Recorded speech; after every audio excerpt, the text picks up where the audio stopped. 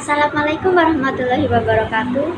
Yang terhormat Ibu Dr. Riri Rengganis, SSM Hum, selaku dosen pemangku mata kuliah Bahasa Indonesia, serta teman-teman yang berbahagia. Hari Sabtu berlari santai menuju pusat kota Wonogiri. Sebelum presentasi ini dimulai, izinkan saya memperkenalkan diri. Halo, saya Arida Agustina Wulansari dengan NIM 049 dari kelas 223A, Prodi S1 Ilmu Administrasi Negara.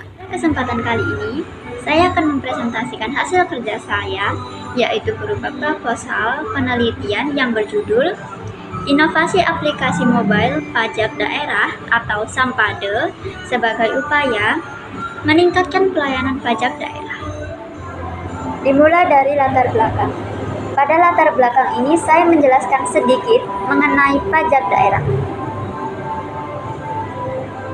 Pajak daerah merupakan kontribusi wajib dibayarkan kepada pemerintah daerah oleh setiap orang pribadi atau suatu kelompok berdasarkan undang-undang yang digunakan untuk keperluan daerah.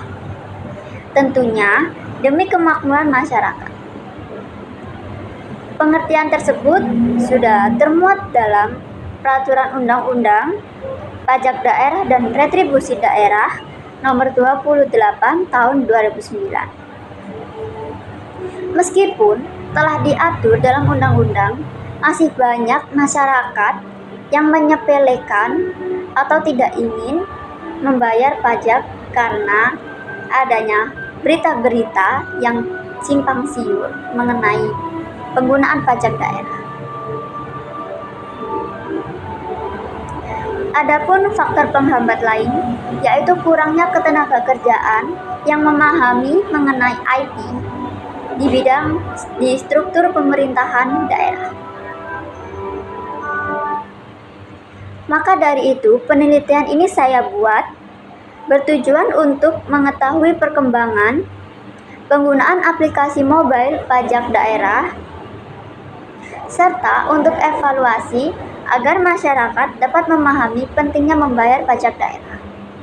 Beberapa rumusan masalah yang ingin saya ketahui mengenai penerapan aplikasi mobile pembayaran pajak daerah.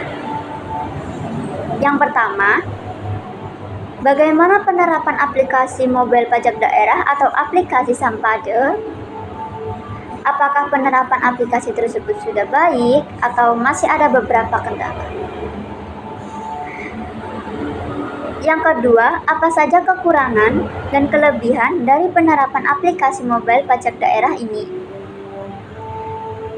Yang ketiga, apakah pemerintah memiliki peran penting terhadap penerapan aplikasi mobile pajak daerah ini? Dan yang terakhir, apakah ada faktor penghambat dalam penerapan sistem aplikasi pembayaran pajak ini? Jika ada, apa saja faktor tersebut? Tujuan penelitian ini adalah untuk memenuhi tugas mata kuliah Bahasa Indonesia serta sebagai bahan pertimbangan nilai ujian akhir semester. Yang kedua, untuk mengetahui perkembangan penerapan aplikasi mobile pajak daerah. Yang ketiga, untuk menilai kelebihan dan kekurangan aplikasi tersebut.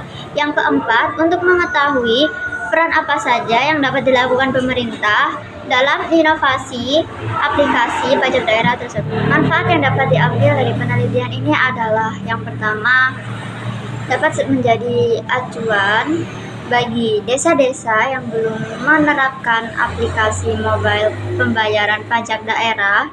Yang kedua, sebagai bahan referensi bagi penelitian selanjutnya yang sama memiliki tema penerapan aplikasi pembayaran pajak daerah.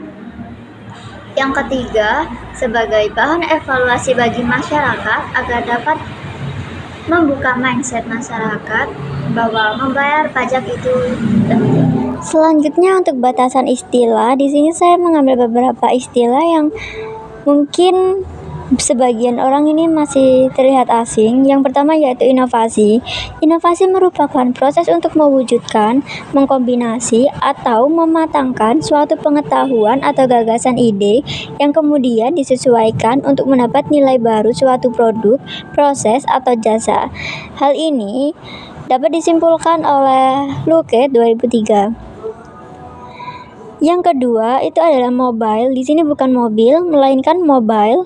Mobile merupakan suatu istilah yang digunakan untuk menjelaskan aplikasi pada piranti berukuran kecil, portable, dan wireless, serta mendukung komunikasi seperti handphone. Pengertian ini dijelaskan oleh Prakarsha A tahun 2019. Selanjutnya ialah e-government. E-government adalah pemanfaatan teknologi informasi dan komunikasi dalam pemerintahan yang digunakan untuk meningkatkan efisiensi, efektivitas, transparansi, dan akuntabilitas penyelenggaraan pelayanan publik. Yang terakhir adalah mindset. Mindset ialah cara berpikir yang dapat mempengaruhi perilaku dan sifat seseorang dalam menghadapi situasi dalam hidup.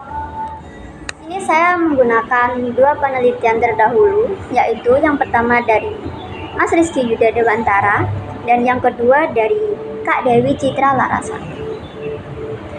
Nah, penelitian yang telah dilakukan oleh Mas Rizky Yuda Dewantara menyimpulkan bahwa kualitas sistem ini membantu memudahkan wajib pajak serta kualitas pelayanan berhasil membantu pelaporan pajaknya. Namun, juga masih ada banyak kendala yang dihadapi oleh server. Di sini saya masih mencari tahu kendala apa saja yang dialami oleh server. Selanjutnya, penelitian yang dilakukan oleh Kak Dewi Citra Larasati menyimpulkan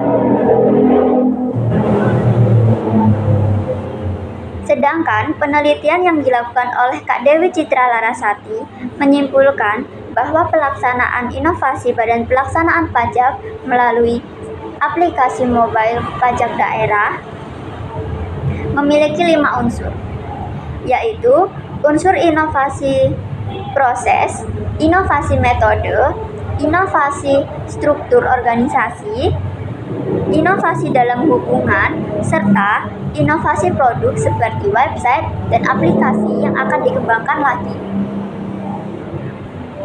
Namun di sini juga memiliki permasalahan, yaitu kekurangan dalam penerapan sistem tersebut. Nah, dari hasil pembahasan pada kedua penelitian itu, dapat ditarik kesimpulan bahwa adanya pengaruh penggunaan aplikasi mobile pajak daerah, serta dijelaskan pula kelebihan dan kekurangan dari pemerintah ataupun dari mindset masyarakat yang masih belum menyadari pentingnya membayar pajak. Berikutnya untuk landasan teori, di sini saya menggunakan penelitian terdahulu sebagai landasan teori sehingga saya dapat memperkaya teori yang akan dikaji. Saya mengangkat beberapa penelitian sebagai referensi dalam memperkaya bahan kajian pada penelitian saya kali ini. Jenis Penelitian ini menggunakan metode penelitian deskriptif, yaitu mempelajari masalah-masalah dalam masyarakat, serta tata cara yang berlaku dalam masyarakat, serta situasi-situasi tertentu termasuk tentang hubungan, kegiatan-kegiatan, sikap-sikap, pandangan, serta proses yang sedang berlangsung, dan pengaruh-pengaruh dari fenomena sosial. Selanjutnya untuk metode pendekatan, saya menggunakan metode pendekatan kualitatif, yaitu pengamatan, wawancara atau penelaahan dokumen. Saya memilih jenis pendekatan ini karena dapat lebih mudah menyajikan secara langsung hakikat hubungan antara peneliti dan responden. Dan pendekatan ini juga lebih peka dan lebih dapat menyesuaikan diri dengan banyak penajaman pengaruh bersama terhadap pola-pola nilai yang dihadapi. Selanjutnya, pengumpulan sumber data. Saya melakukan